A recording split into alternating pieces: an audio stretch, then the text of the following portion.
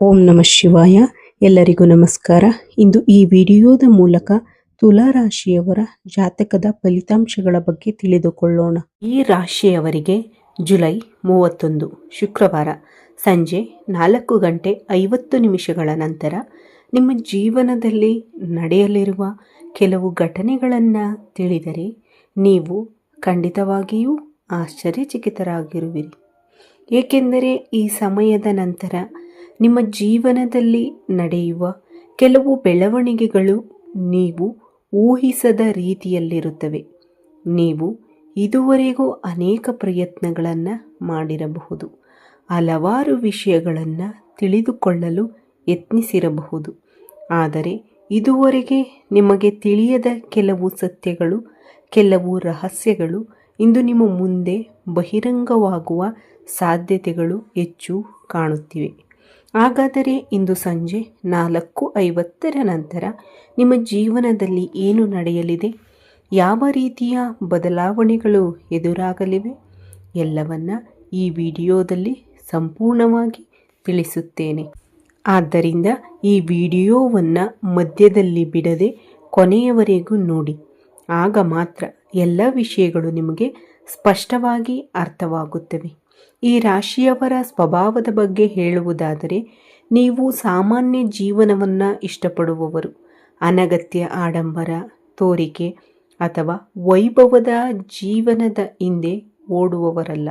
ನಿಮ್ಮ ವ್ಯಕ್ತಿತ್ವವೇ ವಿಭಿನ್ನವಾಗಿರುತ್ತದೆ. ನೀವು ಒಮ್ಮೆ ಯಾರನ್ನಾದರೂ ನಂಬಿದರೆ ಅವರಿಗಾಗಿ ಕೊನೆಯವರೆಗೂ ನಿಲ್ಲುವ ಗುಣ ನಿಮ್ಮದು. ಅವರ ಕಷ್ಟದಲ್ಲಿ ಬೆಂಬಲವಾಗಿ ನಿಂತು ಸಹಾಯ ಮಾಡುವ ಮನಸ್ಸು ನಿಮ್ಮಲ್ಲಿರುತ್ತದೆ. ತುಲಾರಾಶಿಯು ರಾಶಿಚಕ್ರದ 7ನೇ ರಾಶಿಚಕ್ರ ಚಿಹ್ನೆಯಾಗಿದೆ. ತುಲಾರಾಶಿಯು ಚಿತ್ತ ನಕ್ಷತ್ರ 3 ಮತ್ತು 4ನೇ ಪಾದಗಳು, ಸ್ವಾತಿ ನಕ್ಷತ್ರ 1, 2, 3 ಮತ್ತು 4 ಪಾದಗಳು, ವಿಶಾಖ ನಕ್ಷತ್ರ 1, 2 ಮತ್ತು 3 ಪಾದಗಳು, ಒಟ್ಟು 9 ಪಾದಗಳನ್ನು ಒಳಗೊಂಡಿರುತ್ತದೆ. ತುಲಾರಾಶಿಯ ಗ್ರಹಾಧಿಪತಿಯು ಶುಕ್ರನಾಗಿರುತ್ತಾನೆ. ತತ್ವವು ವಾಯುತತ್ವವಾಗಿರುತ್ತದೆ. ಸ್ವಭಾವ ಚರರಾಶಿಯಾಗಿರುತ್ತದೆ. ಇವರು ಜೀವನದ ಪ್ರತಿಯೊಂದು ವಿಷಯದಲ್ಲಿಯೂ ಸಮತೋಲನ ಕಾಯ್ದುಕೊಳ್ಳಲು ಬಯಸುತ್ತಾರೆ. ನ್ಯಾಯಪ್ರಿಯರು ಮತ್ತು ಶಾಂತಿಪ್ರಿಯರಾಗಿರುತ್ತಾರೆ. ತುಲಾರಾಶಿಯವರಿಗೆ ಶುಕ್ರವಾರ ಮತ್ತು ಶನಿವಾರ ಶುಭ ದಿನವಾಗಿರುತ್ತದೆ. ಅದೃಷ್ಟದ ಬಣ್ಣ ಬಿಳಿ, ತಿಳಿ, ನೀಲಿ ಮತ್ತು ಗುಲಾಬಿಯಾಗಿರುತ್ತದೆ. ಅದೃಷ್ಟದ ರತ್ನ ವಜ್ರ ಅಥವಾ ಬಿಳಿ ಹವಳವಾಗಿರುತ್ತದೆ. ಈಗ ನಾವು ತುಲಾರಾಶಿಯವರ ಬಗ್ಗೆ ತಿಳಿದುಕೊಳ್ಳೋಣ. ತುಲಾರಾಶಿಯವರೇ, ಆದರೆ ಒಂದು ವಿಷಯವನ್ನು ನೀವು ಎಂದಿಗೂ ಸಹಿಸುವುದಿಲ್ಲ, ಅದು ನಂಬಿಕೆ ದ್ರೋಹ. ಈ ರಾಶಿಯವರ ಸ್ನೇಹ ಸಿಗುವುದು ತುಂಬ ಕಷ್ಟ. ಆದರೆ ಒಮ್ಮೆ ನಿಮ್ಮ ಸ್ನೇಹ ಸಿಕ್ಕರೆ ನೀವು ಕುಟುಂಬದ ಸದಸ್ಯರಂತೆ ಜೊತೆಗಿರುವವರು. ನಿಮ್ಮಿಂದ ಸಾಧ್ಯವಾದ ಸಹಾಯವನ್ನು ಮಾಡಲು ಎಂದಿಗೂ ಹಿಂದೇಟು ಹಾಕುವುದಿಲ್ಲ.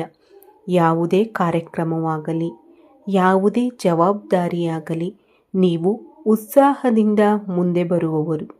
ಆದರೆ ನಿಮ್ಮಲ್ಲಿರುವ ಒಂದು ದುರ್ಬಲತೆ ಎಂದರೆ ನಿಮ್ಮ ಮನಸ್ಸಿನಲ್ಲಿರುವ ವಿಷಯವನ್ನು ಎಲ್ಲರ ಮುಂದೆ ಹೇಳುವುದಿಲ್ಲ.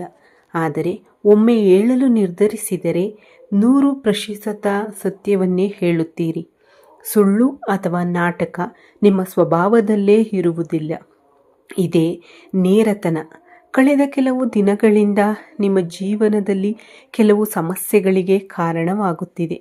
ನಿಮ್ಮ ಒಳ್ಳೆಯತನ, ಪ್ರಾಮಾಣಿಕತೆ, ಎಲ್ಲರೊಂದಿಗೆ ಸಮಾನವಾಗಿ ವರ್ತಿಸುವ ಗುಣವನ್ನು ಕೆಲವರು ತಮ್ಮ ಸ್ವಾರ್ಥಕ್ಕಾಗಿ ಬಳಸಿಕೊಳ್ಳಲು ಆರಂಭಿಸಿದ್ದಾರೆ. ಕೆಲವರು ನಿಮ್ಮ ಹತ್ತಿರ ಬಂದು ಸ್ನೇಹದ ಹೆಸರಿನಲ್ಲಿ ನಿಮ್ಮ ವೈಯಕ್ತಿಕ ವಿಷಯಗಳನ್ನು ತಿಳಿದುಕೊಳ್ಳಲು ಪ್ರಯತ್ನಿಸುತ್ತಿದ್ದಾರೆ. ನಿಮ್ಮ ಜೀವನಕ್ಕೆ ಸಂಬಂಧಿಸಿದ ಕೆಲವು ಪ್ರಮುಖ ಮಾಹಿತಿಗಳನ್ನು ಸಂಗ್ರಹಿಸುತ್ತಿದ್ದಾರೆ. ಈಗ ಅದೇ ವಿಷಯ ಮುಂದಿನ ದಿನಗಳಲ್ಲಿ ನಿಮಗೆ ತೊಂದರೆ ಉಂಟು ಮಾಡುವ ಸಾಧ್ಯತೆ ಇದೆ. ಈಗ ಮುಖ್ಯ ವಿಷಯಕ್ಕೆ ಬರೋಣ. ಇಂದು ಸಂಜೆ ಗಡಿಯಾರದಲ್ಲಿ 4:50 ಕಳೆದ ನಂತರ ನೀವು ಯಾರಿಗೂ ಹೇಳದ ಕೆಲವು ರಹಸ್ಯಗಳು, ನಿಮ್ಮ ವೈಯಕ್ತಿಕ ಯೋಜನೆಗಳು ಅಥವಾ ನೀವು ಗುಪ್ತವಾಗಿ ಮಾಡುತ್ತಿರುವ ಹೂಡಿಕೆಗಳ ಬಗ್ಗೆ ಒಬ್ಬ ವ್ಯಕ್ತಿ ಮತ್ತೊಬ್ಬರಿಗೆ ತಿಳಿಸುವ ಸಂಭವ ಹೆಚ್ಚು ಇದೆ. ನೀವು ಅವರನ್ನು ತುಂಬ ನಂಬಿರಬಹುದು. ಇವರು ಯಾರಿಗೂ ಹೇಳುವುದಿಲ್ಲ ಎಂಬ ವಿಶ್ವಾಸದಿಂದ ನಿಮ್ಮ ಕೆಲವು ವಿಷಯಗಳನ್ನು ಹಂಚಿಕೊಂಡಿರಬಹುದು. ಆದರೆ ಅದೇ ನಂಬಿಕೆಯನ್ನು ಅವರು ದುರುಪಯೋಗಪಡಿಸಿಕೊಳ್ಳುವ ಸಾಧ್ಯತೆ ಕಾಣಿಸುತ್ತದೆ. ಕೆಲವರು ಯಾವುದೇ ಮುಜುಗರವಿಲ್ಲದೆ ನಿಮ್ಮ ಎದುರೇ ನಿಮ್ಮ ವೈಯಕ್ತಿಕ ವಿಷಯಗಳನ್ನು ಪ್ರಶ್ನಿಸಬಹುದು. ಇನ್ನು ಕೆಲವರು ನಿಮ್ಮ ಬಗ್ಗೆ ನಕಾರಾತ್ಮಕವಾಗಿ ಮಾತನಾಡಬಹುದು. ನೀವು ಯಾರ ಬಗ್ಗೆ ಏನು ಯೋಚಿಸುತ್ತೀರಿ ಎಂಬ ವಿಷಯಗಳನ್ನು ಅವರು ಇತರರ ಮುಂದೆ ಹೇಳುವ ಸಾಧ್ಯತೆ ಇದೆ. ಆದರೆ ಇಲ್ಲಿ ಒಂದು ಆಶ್ಚರ್ಯ ಸಂಗತಿ ಇದೆ. ಈ ರೀತಿಯಾಗಿ ನಿಮ್ಮ ವಿರುದ್ಧ ಮಾತನಾಡುತ್ತಿರುವ ವ್ಯಕ್ತಿ ನಿಮ್ಮ ಹಿಂದೆ ಆಪ್ತ ಸ್ನೇಹಿತನಾಗಿರಬಹುದು. ಅವನೇ ಈಗ ನಿಮ್ಮ ಬಗ್ಗೆ ನಡೆಯುತ್ತಿರುವ ಕೆಲವು ಕುತಂತ್ರಗಳನ್ನು, ಇತರರು ನಿಮ್ಮ ಬಗ್ಗೆ ಮಾತನಾಡುತ್ತಿರುವ ಮಾತುಗಳನ್ನು ನಿಮಗೆ ತಿಳಿಸುವ ಸಂದರ್ಭವೂ ಬರಬಹುದು. ನೀವು ಆ ವ್ಯಕ್ತಿಯನ್ನು ತುಂಬ ನಂಬಿದ್ದೀರಿ, ಅವನ ಮೇಲೆ ಪ್ರೀತಿ ಮತ್ತು ವಿಶ್ವಾಸವನ್ನು ಇಟ್ಟಿದ್ದೀರಿ. ಆದರೆ ಕೊನೆಯಲ್ಲಿ ಅವನೇ ನಿಮ್ಮ ವಿರುದ್ಧ ಮಾತನಾಡುತ್ತಿರುವುದು ನಿಮಗೆ ದೊಡ್ಡ ಆಘಾತವಾಗಬಹುದು. ಇದಕ್ಕೆ ಮುಖ್ಯ ಕಾರಣವೆಂದರೆ ನೀವು ಕೆಲವರಿಗೆ ಅತಿಯಾದ ಹತ್ತಿರವಾಗಿರುವುದು ಮತ್ತು ಅಗತ್ಯಕ್ಕಿಂತ ಹೆಚ್ಚು ನಿಮ್ಮ ವೈಯಕ್ತಿಕ ವಿಷಯಗಳನ್ನು ಹಂಚಿಕೊಳ್ಳುವುದು. ಕಳೆದ ಕೆಲವು ದಿನಗಳಿಂದ ನಿಮ್ಮಿಬ್ಬರ ನಡುವೆ ಉಂಟಾದ ಭಿನ್ನಾಭಿಪ್ರಾಯಗಳು ಇದಕ್ಕೆ ಕಾರಣವಾಗಿರಬಹುದು. ಇನ್ನೊಂದು ಮುಖ್ಯ ವಿಷಯ ಏನೆಂದರೆ, ನೀವು ಬಹಳ ದಿನಗಳಿಂದ ಯಾರಿಗೂ ಹೇಳದೆ ಒಂದು ಹೊಸ ಕೆಲಸ, ವ್ಯವಹಾರ, ಟೆಂಡರ್ ಅಥವಾ ಹೊಸ ಯೋಜನೆಗಾಗಿ ಶ್ರಮಿಸುತ್ತಿದ್ದರೆ ಅದರ ಮಾಹಿತಿಯು ಇಂದು ಇತರರಿಗೆ ತಲುಪುವ ಸಾಧ್ಯತೆ ಇದೆ. ಆದರೆ ಇದರಿಂದ ನೀವು ಸಂಪೂರ್ಣವಾಗಿ ಹೆದರಬೇಕಾದ ಅಗತ್ಯವಿಲ್ಲ, ಏಕೆಂದರೆ ಈ ಘಟನೆ ನಿಮ್ಮ ಜೀವನದಲ್ಲಿ ಒಂದು ಎಚ್ಚರಿಕೆಯ ಗಂಟೆಯಂತೆ ಕೆಲಸ ಮಾಡುತ್ತದೆ. ನೀವು ಯಾರನ್ನು ನಂಬಬೇಕು, ಯಾರನ್ನು ನಂಬಬಾರದು ಎಂಬ ಸತ್ಯವನ್ನು ಇದು ನಿಮಗೆ ತಿಳಿಸುತ್ತದೆ. ಅದರಲ್ಲೂ ಒಂದು ಒಳ್ಳೆಯ ಸಂಗತಿ ಏನೆಂದರೆ, ಆ ವ್ಯಕ್ತಿಗೆ ನಿಮ್ಮ ಎಲ್ಲ ರಹಸ್ಯಗಳು ಇನ್ನೂ ತಿಳಿದಿಲ್ಲ.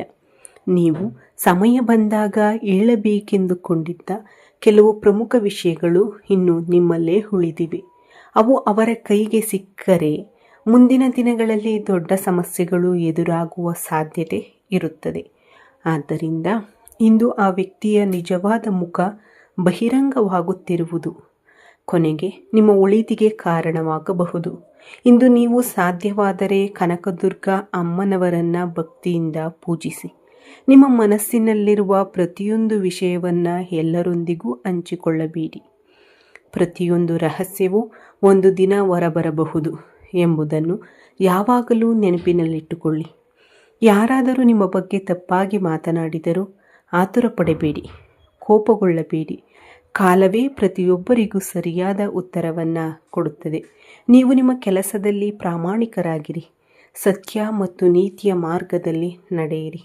ನಿಮ್ಮ ಕುಟುಂಬದವರೊಂದಿಗೆ ಅಗತ್ಯವಾದ ವಿಷಯಗಳನ್ನು ಹಂಚಿಕೊಳ್ಳಿ. ಆದರೆ ಪ್ರತಿಯೊಬ್ಬರನ್ನು ಅತಿಯಾಗಿ ನಂಬುವ ಅಭ್ಯಾಸವನ್ನು ಸ್ವಲ್ಪ ಕಡಿಮೆ ಮಾಡಿಕೊಳ್ಳಿ.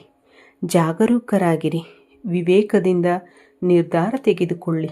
ನಿಮ್ಮ ಜೀವನದಲ್ಲಿ ಒಳ್ಳೆಯದಾಗಲಿ ಎಂದು ಹಾರೈಸುತ್ತೇನೆ. ನಿಮಗೆ ಕನಕದುರ್ಗ ಅಮ್ಮನವರ ಮೇಲೆ ಭಕ್ತಿ ಇದ್ದರೆ ಈ ವಿಡಿಯೋವನ್ನು ಲೈಕ್ ಮಾಡಿ, ನಿಮ್ಮ ಸ್ನೇಹಿತರೊಂದಿಗೆ ಹಂಚಿಕೊಳ್ಳಿ ಮತ್ತು ನಮ್ಮ ಚಾನಲ್ಗೆ ಸಬ್ಸ್ಕ್ರೈಬ್ ಮಾಡುವುದನ್ನು ಮರೆಯಬೇಡಿ.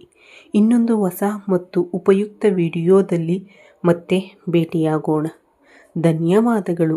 ಈ ವಿಡಿಯೋ ವೀಕ್ಷಿಸಿದ ನನ್ನ ಎಲ್ಲ ವೀಕ್ಷಕ ಬಂಧುಗಳಿಗೂ ಹೃತ್ಪೂರ್ವಕ ವಂದನೆಗಳು.